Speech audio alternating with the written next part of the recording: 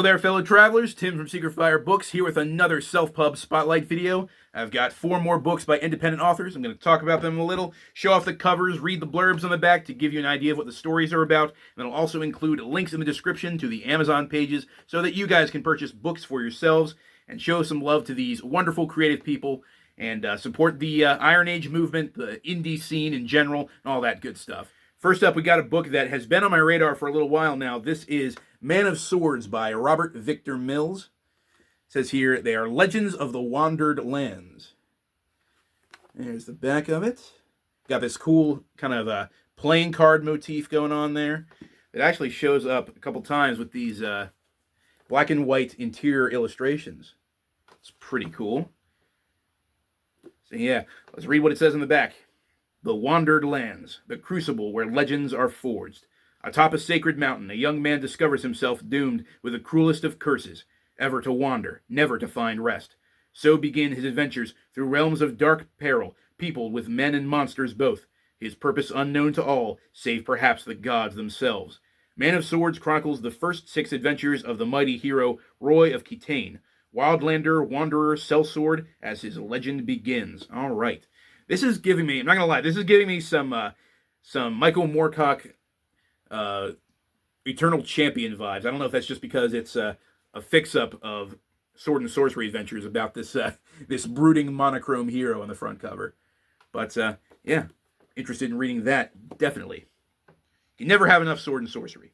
With this next book, John A. Douglas actually did a review of this series in a recent video of his. And he talked it up quite a bit, made it sound very interesting. And so I decided to pick up a copy. This is book 1 of the Archives of Avelium series. This is Paladin Unbound by Jeffrey Spate. And I'm pretty sure that John mentioned this in his review, but I agree with him. The indie scene is killing it with the cover art. There's a lot of indie writers who are getting really good artists to make really good covers for their books. It is just awesome. There's the back. I think there are 2 books in this series so far, but this is book 1.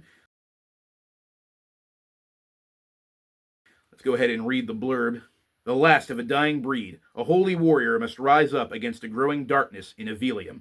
The most unlikely of heroes, a lowly, inerrant mercenary, Umra, the peacebreaker, is shunned by society for his mongreled half-orc blood. Desperate to find work for himself and his band of fighters, Umra agrees to help solve a rash of mysterious disappearances, but uncovers a larger, more insidious plot to overthrow the natural order of Avelium in the process. As Umra journeys into the depths of Telsador's keep in search for the missing people, he confronts an ancient evil, and after suffering a great loss, turns to the god he disavowed for help. Compelled to save the kingdom he loves, can he defeat the enemy while protecting his true identity, or must he risk everything? All right, that sounds super cool. And you know what? If the author of The Black Crown, which is working its way to being one of my favorite fantasy novels for this year, says that this book is good, it's probably pretty good. Now, our next author actually commented on the previous Self-Pub Spotlight video saying, hey, I have my own independently published book. Would you like a copy? I'll send it to you. And I didn't respond to that, not because I wasn't interested, but because I thought, dude, if I'm going to get a copy of your book, I'm going to buy it. You know, I gotta support my Shield brothers in the Iron Age, you know what I'm saying?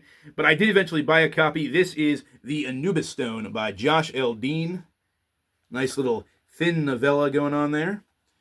Now, the cover's pretty simple, but I like it. We got this very striking image of a man in a Anubis costume. Or maybe it's Anubis himself, I don't know. Now, it does not have a blurb on the back, just has this sort of blown-up version of the cover image. But I do have the blurb, or a description of the book, on the Amazon page, so I'll read that instead. While on an archaeological expedition in 1930s Egypt, Johnny Starr stumbles upon a plot by an evil woman to uncover a mythical amulet that she seeks so she can achieve immortality and take over the world.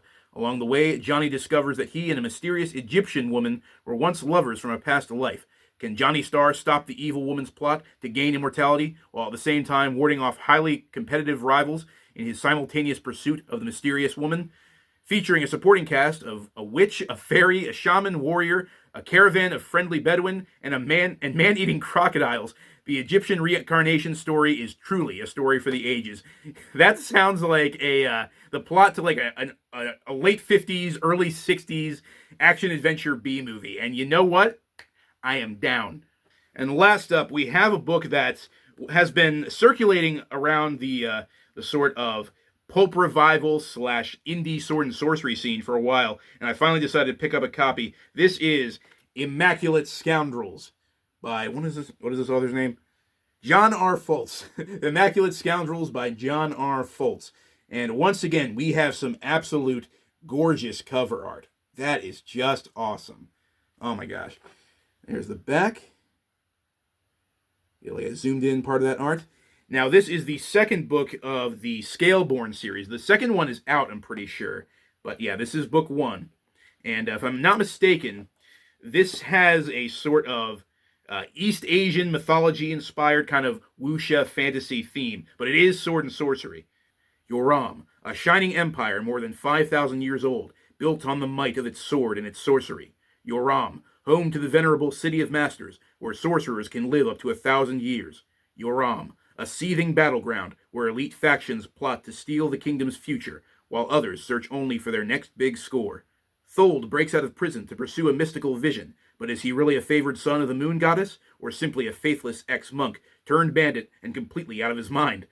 Yuhai searches the outer provinces for scale-born wizards and witches. Is she out to destroy them all, or does this magical harvesting serve some greater purpose?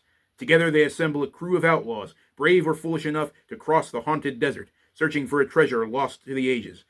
Is this a righteous quest, blessed by divine forces, or a clever trap set by the ruthless masters of Yoram? Either way, their expedition will unearth the forgotten horrors of history and unleash a power beyond their mortal comprehension. That sounds absolutely awesome. I know I say this about literally every book I buy, but I'm probably going to read this sometime soon. Oh, it sounds super cool. Well, that is all the books I have for today's episode of the Self-Pub Spotlight. Like I said, check out the description, check out those links, show some love to those wonderful independent authors, make their dreams a reality. And while you're at it, if you're so inclined, maybe you consider buying a copy of one of my books. I will include links to both my website and my newest book, Sand and Steel, in the description as well. But until next time, guys, as always, farewell and keep reading.